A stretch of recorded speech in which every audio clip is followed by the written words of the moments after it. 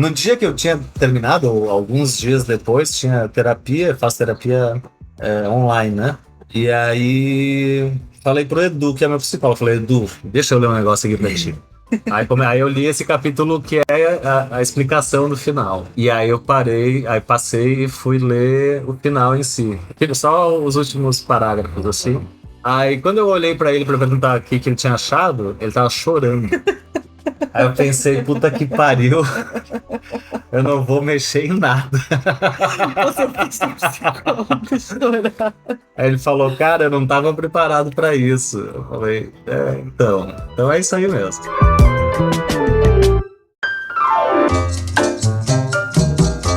Oi! Essa temporada do Pós-Fácil Podcast é apoiada pela Livros e Livros, uma livraria independente que acredita, como a gente, no poder das histórias e da leitura para transformar o mundo. Quem apoia o Pós-Fácil concorre a livros selecionados por essa livraria e ainda tem cupom de 10% de desconto para compras no site livroselivros.com.br. Para saber mais, leia a descrição desse episódio. Com essa parceria, a Livros e Livros apoia o jornalismo cultural independente e o Pós-Fácil fortalece uma livraria local que tem compromisso com o acesso à literatura. Olá, pós-faceiras, pós-faceiros e pós-faceires. Eu sou a Stephanie Ceola e você está ouvindo o 7º episódio da 7ª temporada do Pós-Fácil Podcast. Eu recebo aqui mais uma vez o escritor Marcelo Labs para falarmos do seu novo romance, Memória do Chão, que acaba de ser publicado pela Companhia das Letras. Marcelo, seja bem-vindo ao Pós-Fácil. Muito obrigado. Oi para todo mundo. Vou te apresentar para quem ainda não te ouviu aqui, já que você já passou 2 vezes pelo Pós-Fácil. O Marcelo nasceu em 84, em Blumenau, publicou Paraíso Paraguai em 2019, vencedor do Prêmio São Paulo de Literatura, Três Porcos em 2020, ganhador do Prêmio Machado de Assis, O Nome de Meu Pai e Amor de Bicho em 2021, e Deus Não Dirige o Destino dos Povos em 2023, todos pela Caia Ponte, editora que o Marcelo criou. O livro de poesia Enclave, publicado pela Patuá em 2018, foi finalista do Prêmio Jabuti. Teve muita coisa antes desses livros, vai ter muita coisa depois do Memória do Chão.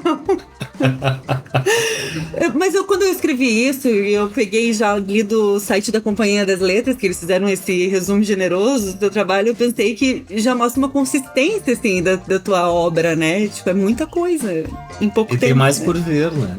Ao menos Graças mais 2 na manga aí que eu tô sabendo.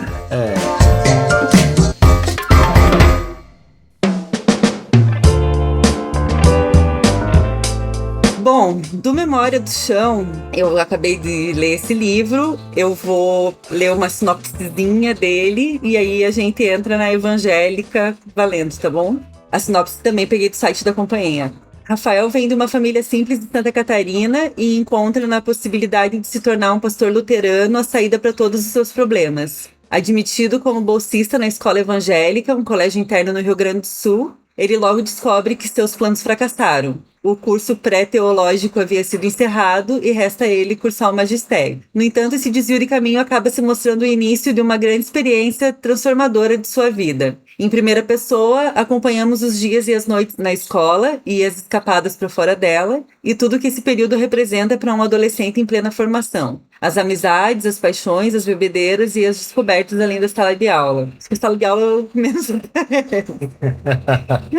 Em meio aos anos escolares, conhecemos também um Rafael já adulto solitário, cujas lembranças parecem levá-lo sempre ao mesmo lugar. Eu vou contar aqui no Pós-Fácil o que eu te falei quando eu terminei de ler, tá? Minha crítica, a minha grande crítica literária, que foi a seguinte frase: vai escrever bem assim no inferno. E a segunda foi que eu passei uma madrugada inteira tendo pesadelos com a evangélica e foi horrível.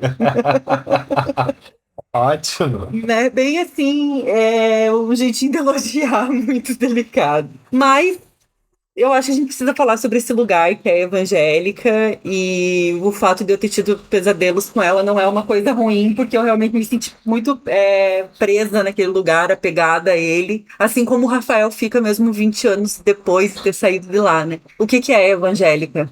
A evangélica foi e é muita coisa ainda, né? A evangélica é uma escola, desde que tinha, né? Desde o ensino pré-escolar até o ensino médio, e com 2 moradias escolares. A moradia masculina e a moradia feminina. e mais as 5 casas espalhadas pelo terreno da escola, que era um terreno gigantesco, onde embaixo morava um professor com a sua família, e na parte de cima moravam estudantes também, estudantes de terceiro ano. E ali no meio tudo isso se desenrola. A gente tinha um auditório imenso, tinha um refeitório imenso, né, para aqueles quase 200 internos, um corredor super extenso, gramados extensos, tudo era grande.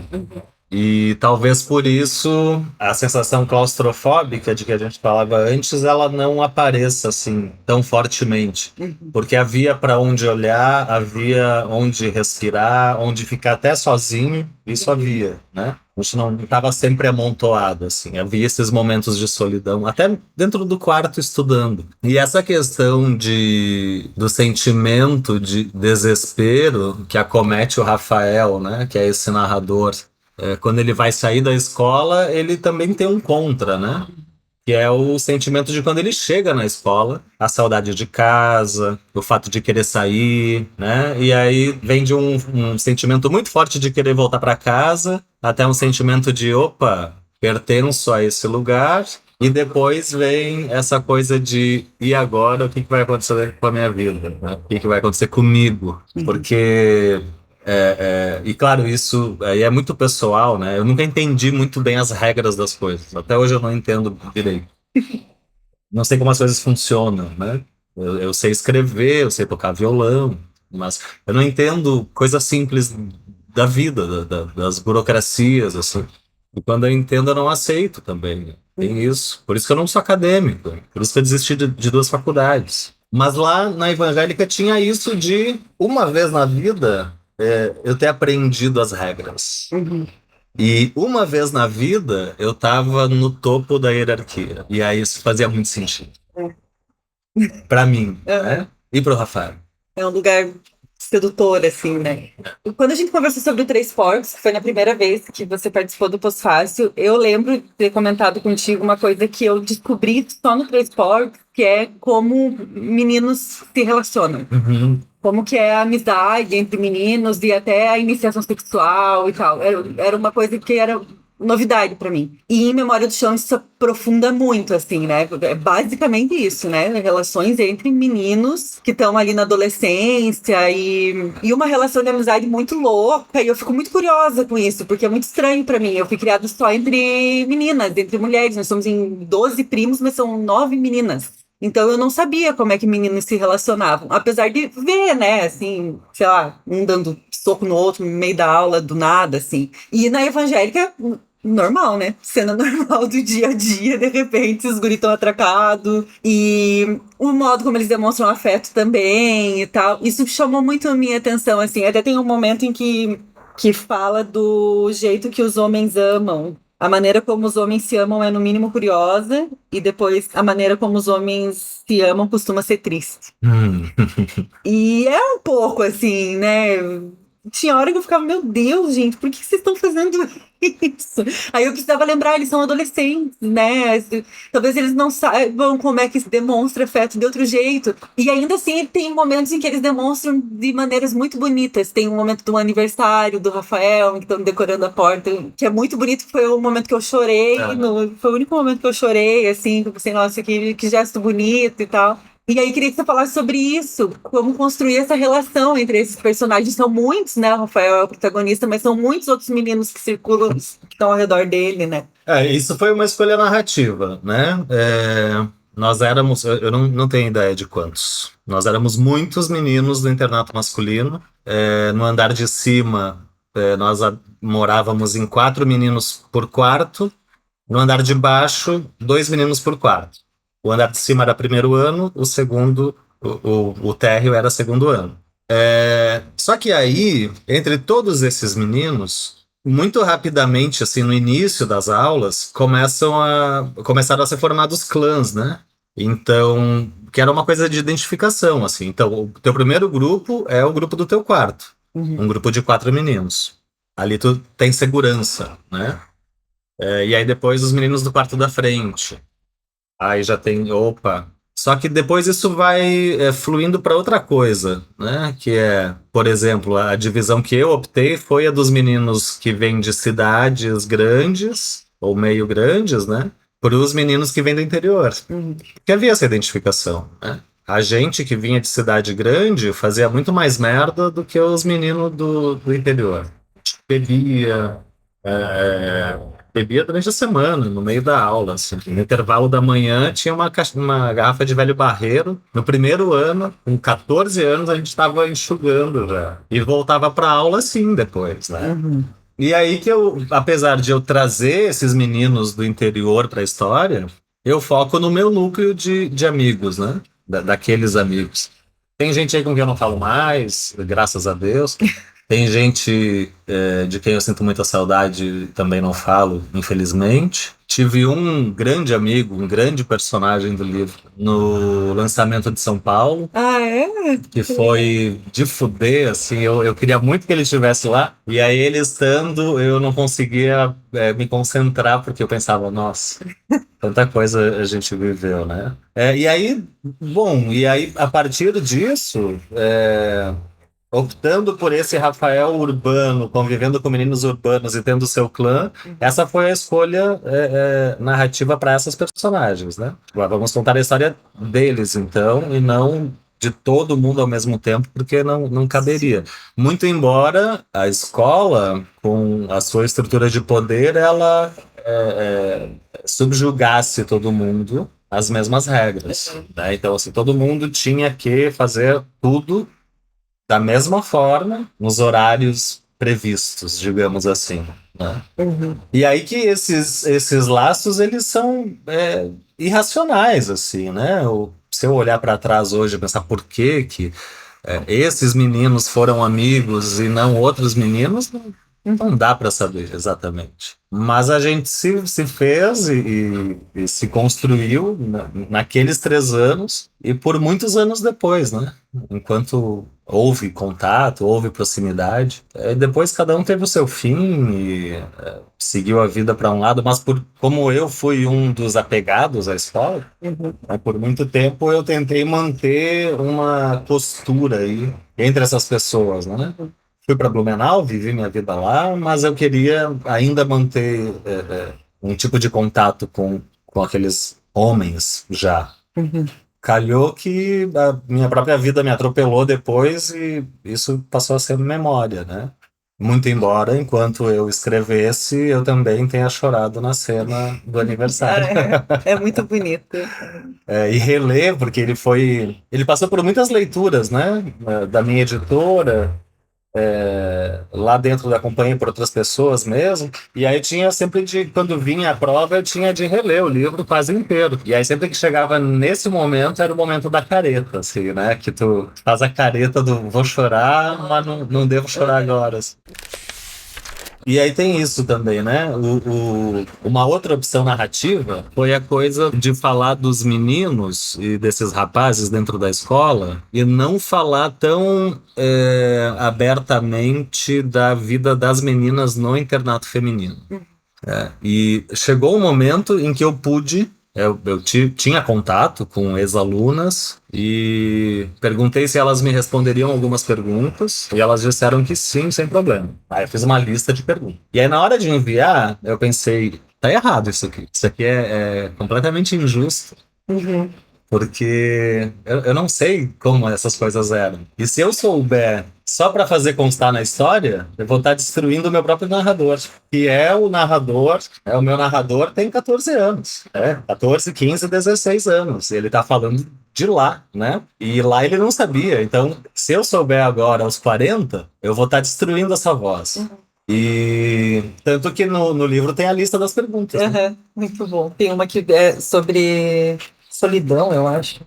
Mas também, assim, eu fico pensando que quando você faz uma perguntas assim, tanto tempo depois, a memória da gente é ficção, né? Assim, eu posso te contar o que eu quiser. Claro.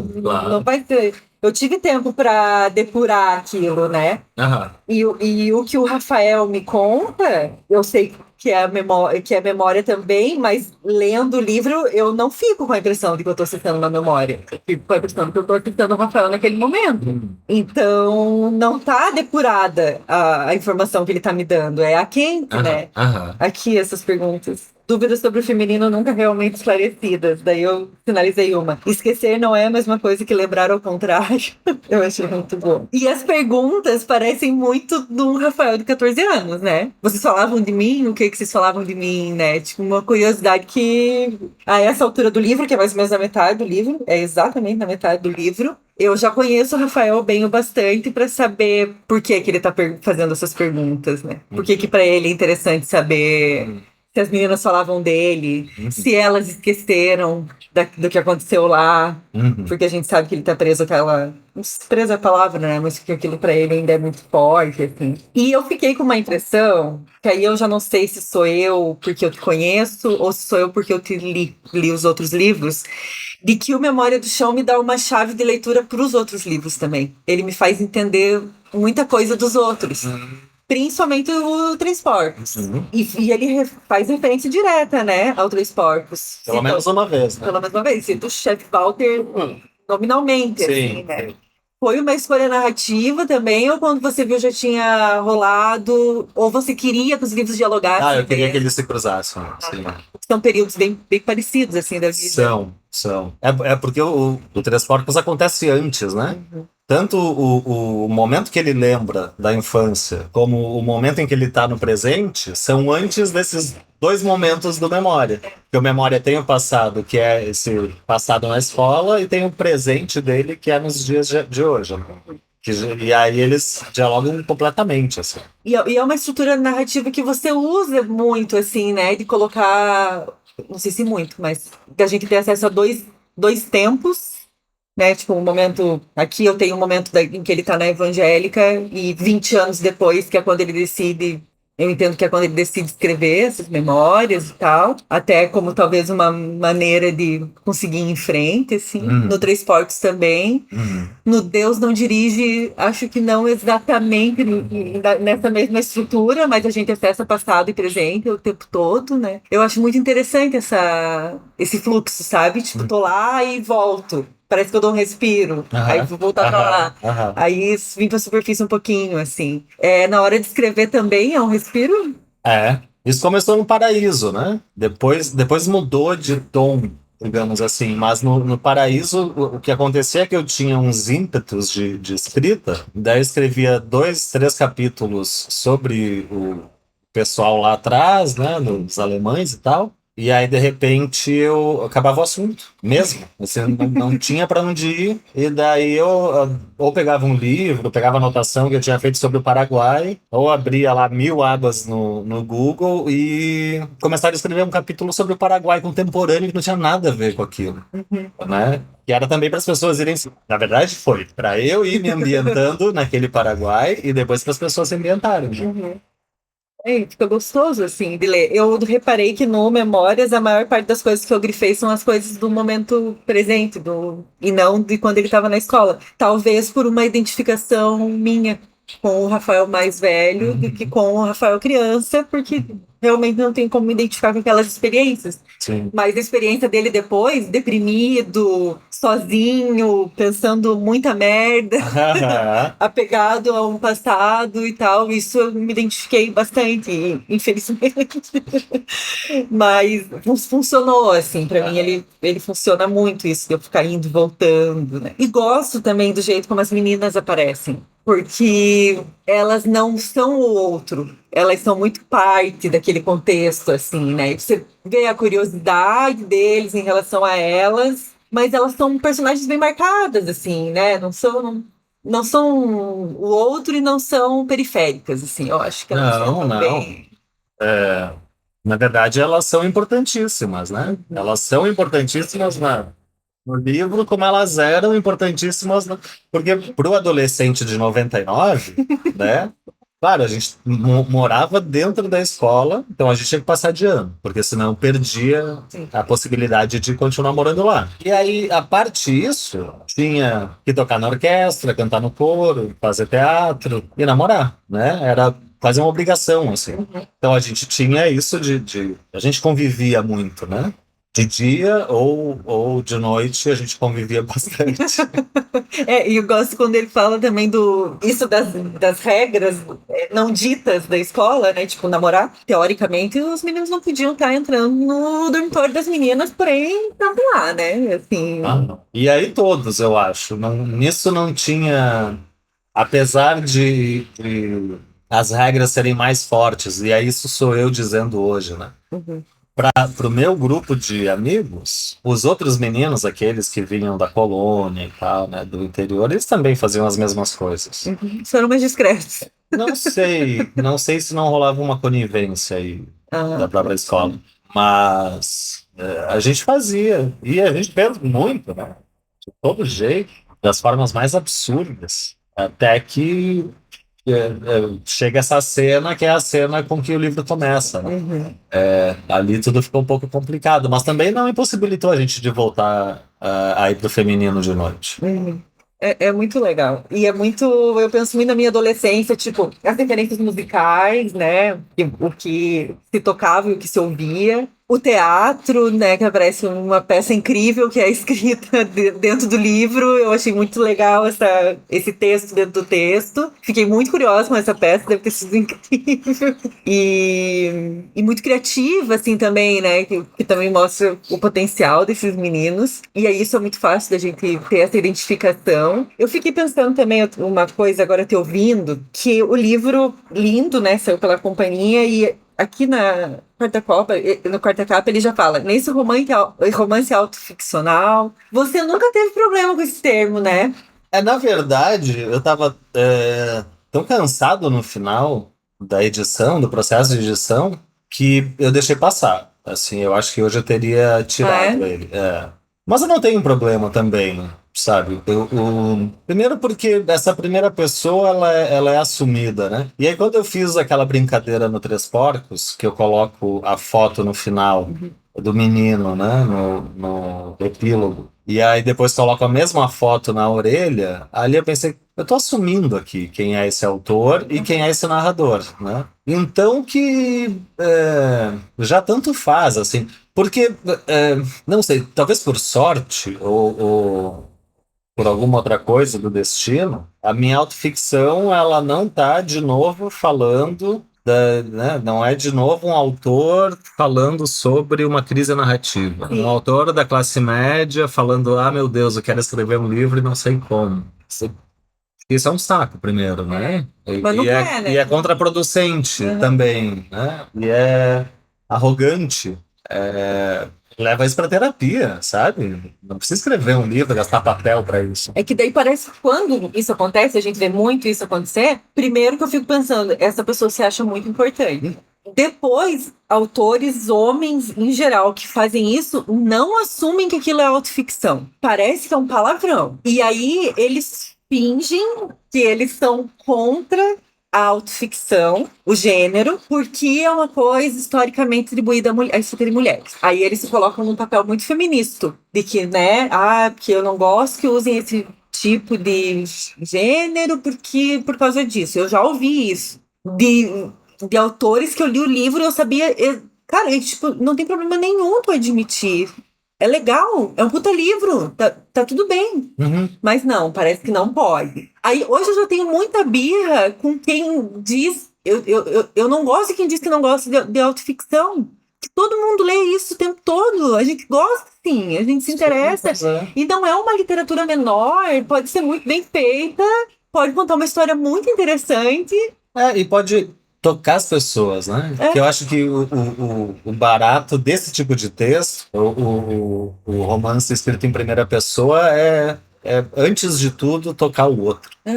Eu acho que o Três Porcos faz isso, eu acho que o Memória faz isso. Ele toca as pessoas e as pessoas são tocadas e tá tudo bem, e é isso aí, né? Agora, inclusive, assim, eu sou um pouco chato com o debate acadêmico sobre, porque assim, eu não sou acadêmico, né? Tenho amigos que são, mas um dia me perguntaram, né? Entre acadêmicos, assim, num rolê. Assim, e o que tu escreve, tu considera autoficção, memória de si, e um outro termo que me escapa agora. Aí eu olhei em volta, um monte de professor da literatura, daí eu falei, olha, quem tem que discutir isso são vocês, né? Uhum. Eu escrevo. Tô aqui escrevendo. O debate fica para vocês aí. E já teve o debate que a gente teve que sentir na pele sobre ser romance histórico, que você escreve também, né? Um debate delicioso, muito gostoso. Que também parece que não sei se só a academia, mas existem pessoas que apontam o dedo como se fosse também um gênero menor, ou errado, um jeito errado de se fazer ficção. Então, não sei. Eu sei que eu tenho um original, né? O Dois Pretos, que é um livro que sai do Paraíso Paraguai, né? Direto. E aí fui escrevendo e me valendo de muito material histórico, de muita pesquisa. Mas aí chegou um momento que eu pensei, cara, não dá. Se eu for me valer só da pesquisa histórica em Santa Catarina, que é muito pobre, né, ainda sobre escravidão, quer dizer, tem um monte de material, mas ainda é muito pobre, esse livro vai morrer na metade. E aí, em algum momento, eu paro de seguir a história da escravidão em Santa Catarina e crio eu mesmo uma história, né? Pra valer a pena, sabe? Inclusive para as personagens terem um fim melhor do que o que a história previu para elas, né? Eu lembro que a Ieda Magri, ela tem aquele romance Um Crime Bárbaro, né? Aham. E também parte de um crime real, que ela viu algo sobre aquele crime quando ela era criança e ficou sempre no imaginário dela. Depois ela foi pesquisar sobre, quando ela decidiu que ela queria escrever sobre. Contou com uma pesquisa até jornalística, assim, para levantar informações. Mas ela percebeu que tinha muita lacuna no que ela tinha. E que essas lacunas precisavam ser preenchidas pela ficção. Uhum. E ficou um puta de um romance, né? Um livro incrível. E é isso, né?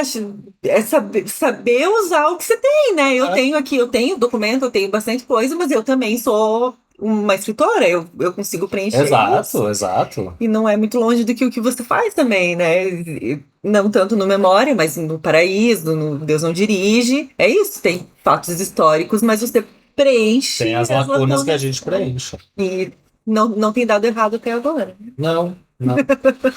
Tem dado até bem certo. Tem tudo bem, né? Além do Dois Pretos, são Dois Pretos, Aham. que você falou, tem mais coisas. Você tem mais um livro pronto? Tenho.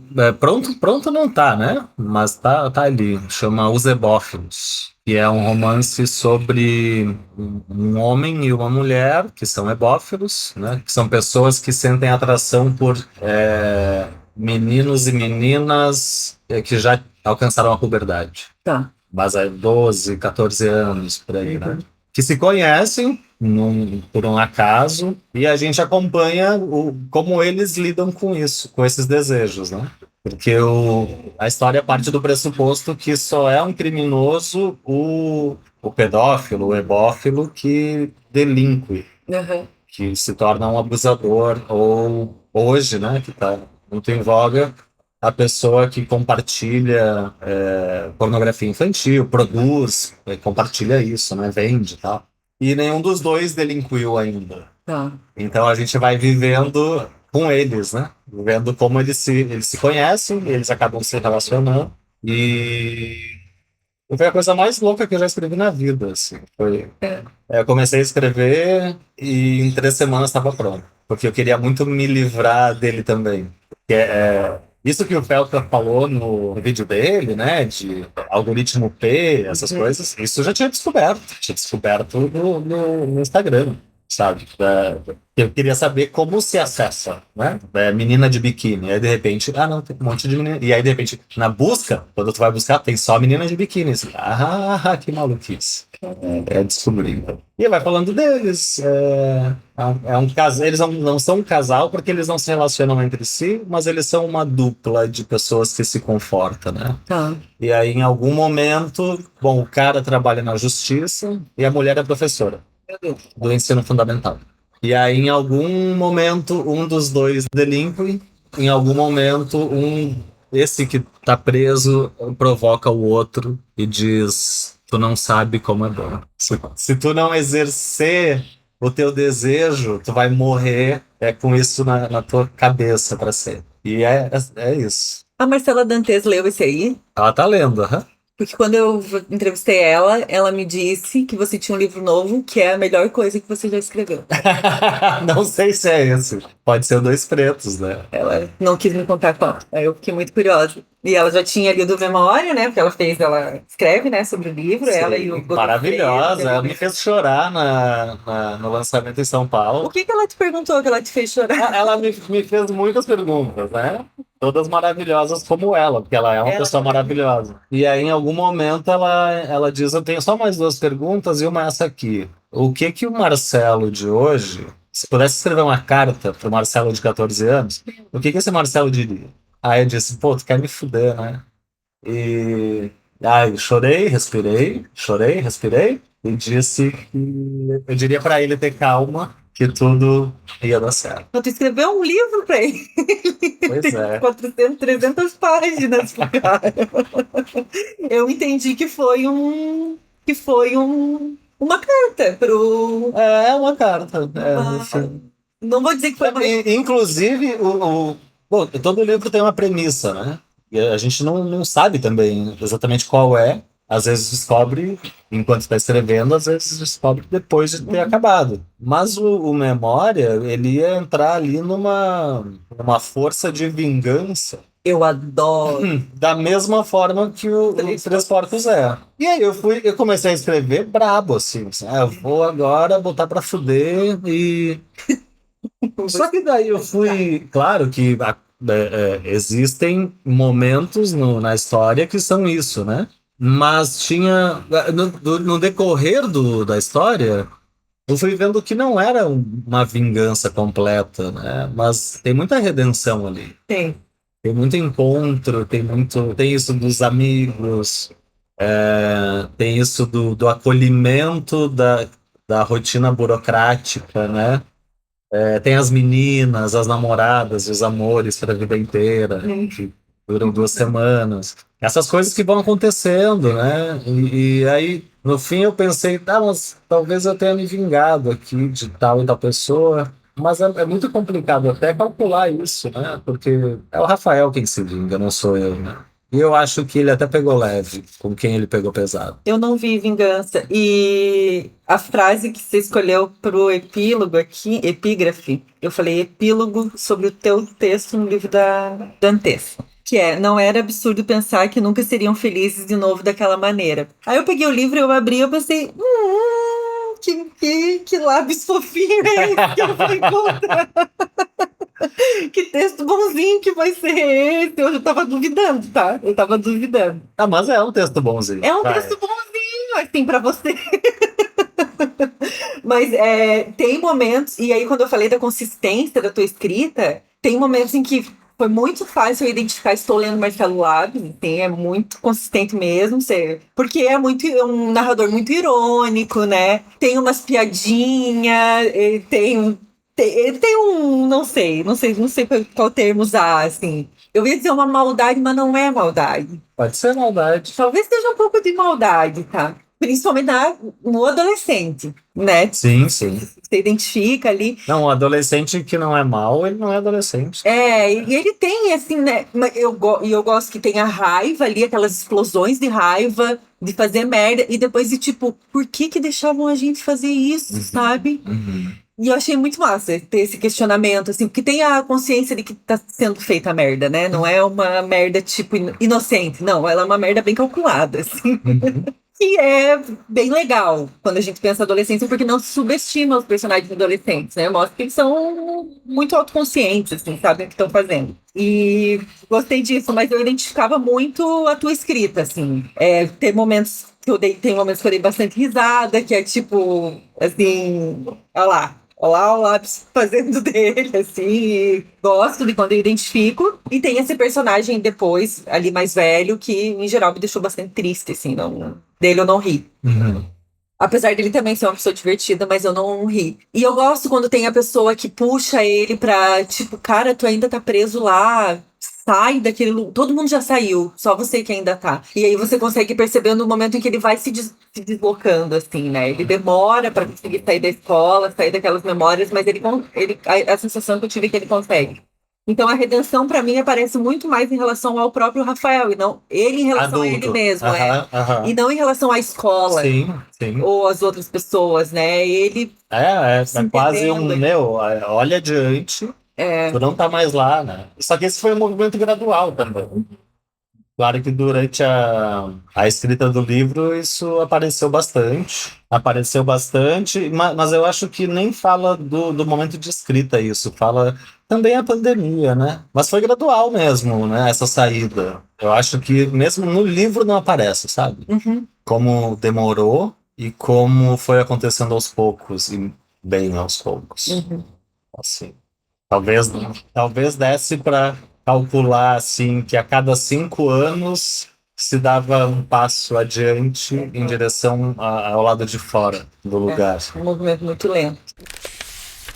E quando relaciona com o Três Portos, e aí quem não leu o Três Portos, eu acho que daí precisa, assim, acho que precisa ler depois de ler o Memória, assim, porque muita coisa faz sentido, né? E aí volto para aquilo que eu comecei falando, assim, tipo, o quanto a vida tinha que ser ruim do lado de fora para que aquele lugar parecesse tão bom. E aí quem já leu Três Portos vai entender que sim, era muito ruim do lado de fora. Tinha muita coisa difícil. Mas aqui ela aparece muito sutilmente, né? Tem uma hora que ele fala assim do lugar em que saiu e fala da falta de ar. Então você percebe que o trauma tá ali. Esse menino tem um trauma que é muito pouco mencionado, passa muito por cima, assim.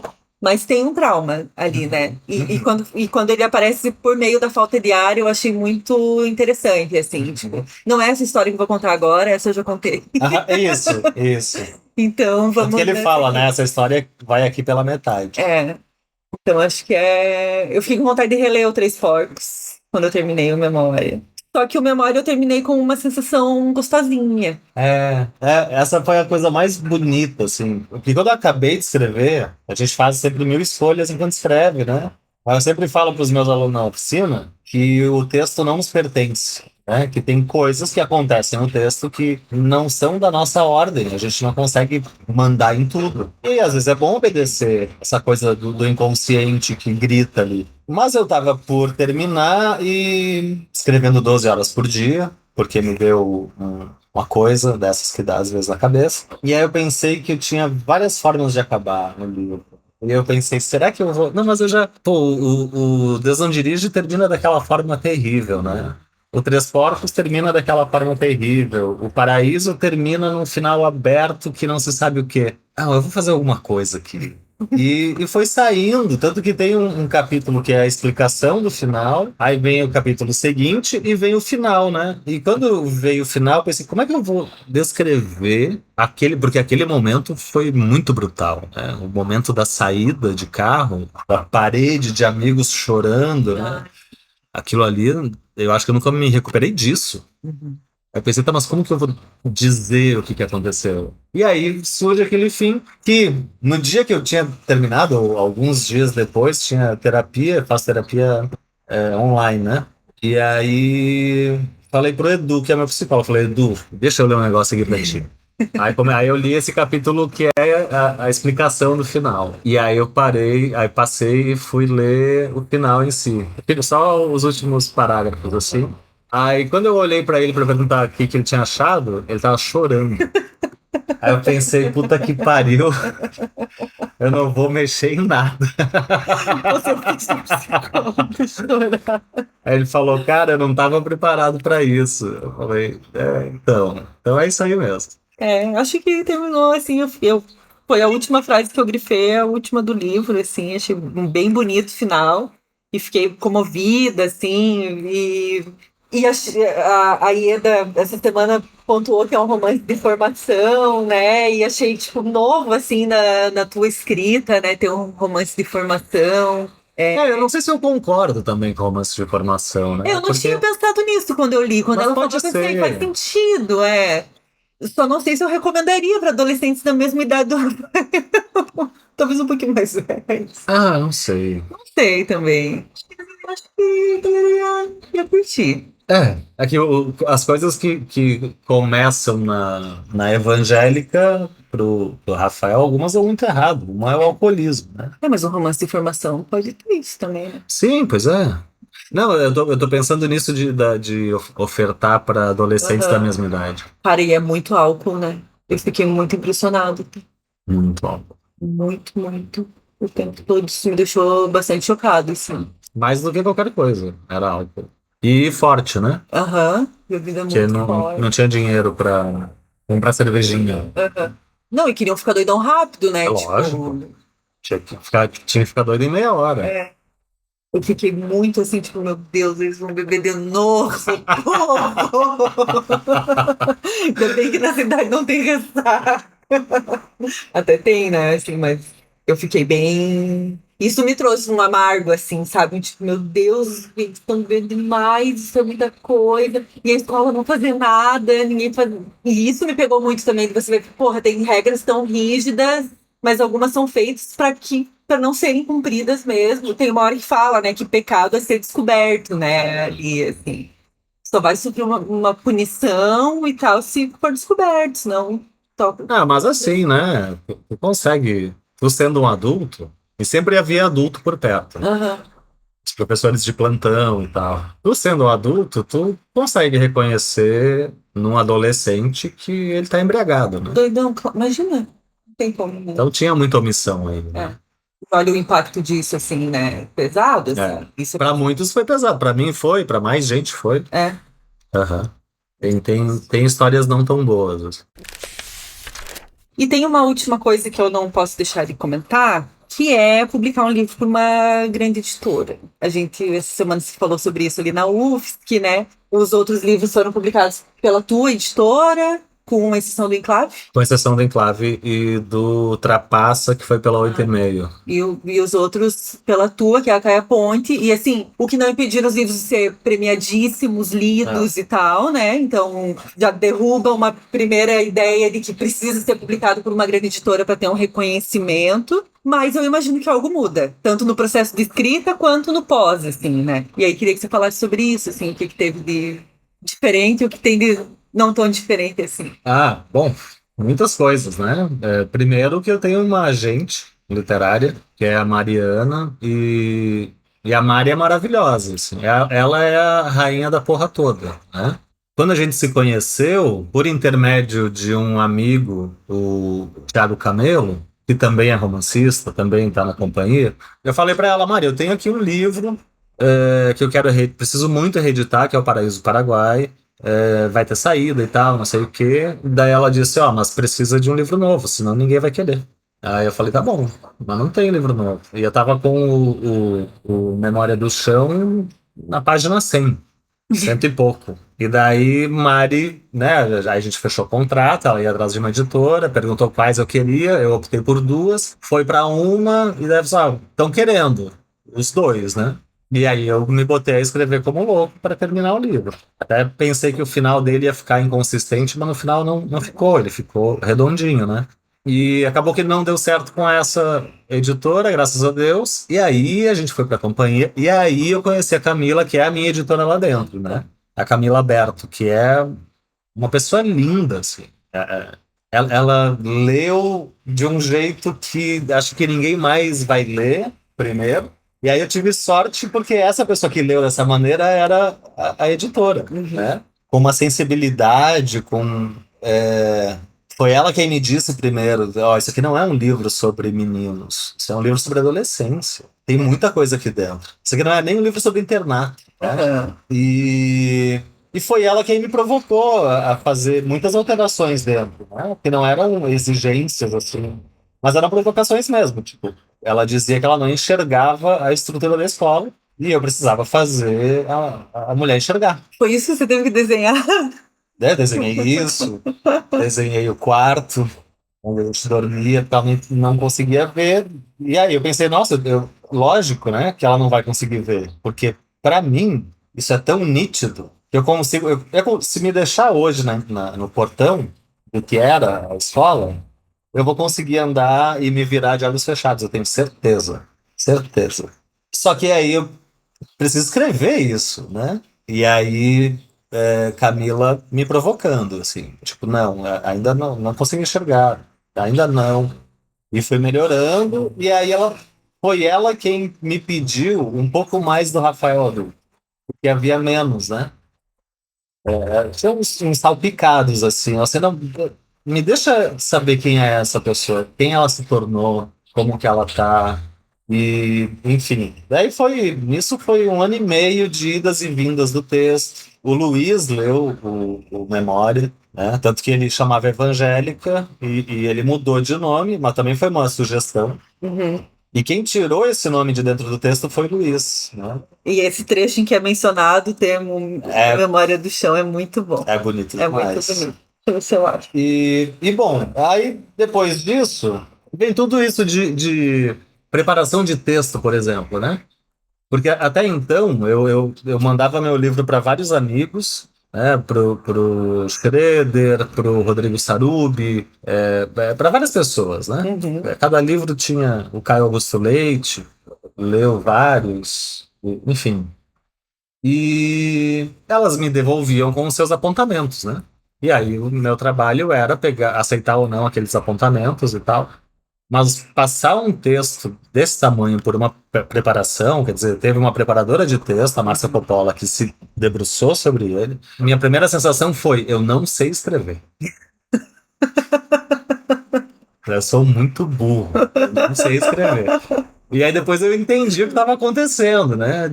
Porque era já o que eu fazia, mas não era marcado. Uhum. Que era mudar, às vezes mudar a palavra de lugar, mudar o verbo de lugar, pronome pra cá, pra lá e tal. E Márcia fez isso também maravilhosamente. E aí teve o que eu precisei defender. Eu disse, não, isso é do meu texto, isso é assim mesmo, é assim que soa, Paraguai com Y, sim, essas coisas todas, né?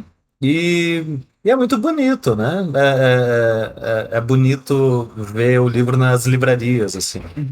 Porque isso eu nunca tive saco para fazer com os livros da Caia Ponte, né? Eram poucas livrarias e elas cobravam muito caro na porcentagem, assim. Uhum. Tipo, tem uma muito famosa, cobra 50%, né? Não.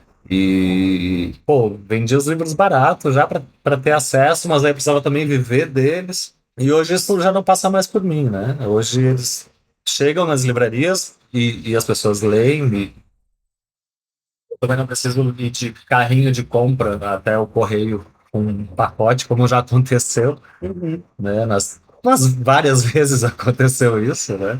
E é isso, assim, e tem todo um cuidado, né? Tem uma diretoria de imprensa, tem uma diretoria de, como chama?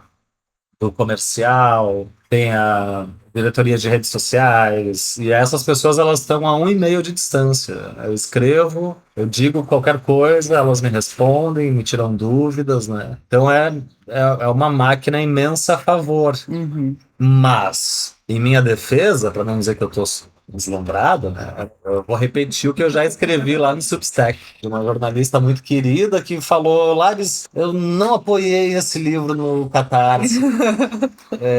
Não sei como foi que perdi. Eu falei: não, mas esse não foi do Catarse, a primeira vez, né? Então tem isso, assim, tipo, tem algo de um respeito mútuo, sabe? É. Com o leitor, com a leitora, assim, que é uma coisa muito maluca, cara. Não sei.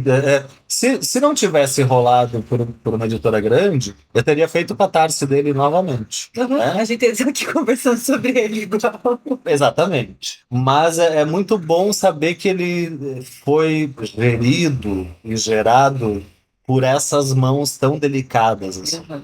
por gente muito querida, muito atenta, sabe? Desde a Mari, lá me agenciando e eu ouvindo os meus áudios reclamando às 7 da manhã, até passando por Camila, com todo o cuidado dela com o texto. Bom livro, né? E por todo mundo que teve, o Fábio Dudas, A que capa tá linda, né? topou que fosse capa, a Rafaela Martins, que fez o ensaio, né, das fotos. Foi todo mundo maravilhoso. Então, Não, ficou muito massa. Eu achei o trecho aqui do Fala Memória do Chão, tá? Vou ler. Desculpa aí por ler teu texto assim. Acontecia o de sempre. Faltava chão e o chão em que eu pisava não servia de muita coisa, porque os primeiros passos haviam sido dados em outro lugar, num território muito próprio, com um certo jeito de pisar. Diante disso, recorri à memória do chão, e pensar nisso me punha na obrigação de recorrer a quem tinha dado comigo os mesmos passos. Depois a gente manda mensagem dizendo que o cara vai escrever bem assim lá no inferno, ninguém entende por quê. Parece superficial. E aí tem um personagem que eu fiquei chamando de Godot. É Godo. No meu coração ele é Godot. Sabemos por quê. Mas a gente faz isso, né? A gente se apega a alguns e eles são muito bons, os amigos do Rafael. O Godo foi o cara que foi ao lançamento Ah, é? Achei que era o em São Branco. Paulo. Achei que era o Branco. Que foi lindo, né? E aí foi a primeira vez, nunca tinha ouvido isso em 20 e poucos anos, assim. Ele me disse que ele sentou lá na livraria e leu o final. É. E daí ele falou, aqui só tem uma versão da história. É. Aí eu pensei, puta que me pariu, agora é que vão me reclamar. Tu não sabe como a gente ficou. E aí ele começou a falar sobre isso, das horas de silêncio, que ninguém falava. Dos Ele não dias. escreve, Não, porque a peça é a ideia dele no livro, né? é nossa, né? A gente um dia começa a pirar no... E é Mas é ele uma que puta traz a ideia. né? É. Assim, eu fiquei pensando, será que esse cara virou escritor também? Não é história. Ó, pira. Eu fiquei muito feliz com esse livro, eu não passei raiva, eu não sofri, eu chorei só um pouquinho, mas foi um momento bonito. Aí é um momento lindo aquele. É, Aquele dia, a narração daquele dia me comove muito. é muito bonito. E não foi assim aquela coisa. Eu li muito rápido, eu li num fim de semana, assim, porque fiquei presa mesmo assim, mas não foi aquela coisa. Eu gosto muito do Três Porcos, né? Eu falo dele o tempo todo porque eu gosto muito, mas o Três Porcos eu li rápido porque eu queria sair dele de uma vez, assim, porque eu tava É sofrendo. o rápido de angústia. É. Ele me deixava desesperada, assim. E é lindo. E eu adoro que tenha uma vingança nele. Eu fico. Foi catártico pra mim, assim, encontrar aquela vingança. Mas eu sofri. E esse aqui eu não sofri. Que bom, que bom. Eu Gosto- também não gosto sofri. de você. Eu achei que eu ia achar sofrimento aí dentro, enquanto eu fazia, e não. Ah, claro, que algumas coisas apareceram, Sim. né? Mas nada assim que prejudicasse, digamos assim, Uhum. a feitura do livro, sabe? Tipo, agora eu preciso tomar uma medida drástica na narrativa, porque o meu sentimento aqui é drástico Uhum. também. Não, eu fui redescobrindo aquele lugar, escrevendo sobre ele e foi meio que isso no final. Assim. Foi um reencontro bonito. É, uma coisa pacificada, assim. Achei massa. Parabéns por mais um. Aguardamos os próximos dois. Tem pressão. Se você gostou desse episódio, considere apoiar o Pós-Fácil Podcast. Esse é um projeto de jornalismo cultural independente mantido exclusivamente por quem ouve e apoia. Para tornar ainda mais acessível, as faixas de apoio mudaram. Você pode colaborar com 5, 10, 15 ou 50 reais por mês. As recompensas são diferentes para cada faixa, mas em todas elas você ganha a possibilidade de participar do Clube do Livro feito em parceria entre o Pós-Fácil e o podcast Donas da Porra Toda. A partir de 10 reais você concorre a combos de livros todos os meses e apoiando com 15 reais você participa do Clube do Livro, concorre a combos e ainda concorre a um marca-páginas exclusivo criado pela Ruby Punch. Apoiando com 50 reais ou mais por mês, você concorre a tudo isso e ainda tem a possibilidade de participar como ouvinte das gravações do Pós-Fácil e bater um papo comigo e com outras pessoas que participam dos episódios. Bora colaborar? Acesse apoia.se/Pós-Fácil Podcast. Esse podcast foi editado pela BZT e produzido por Pós-Fácil.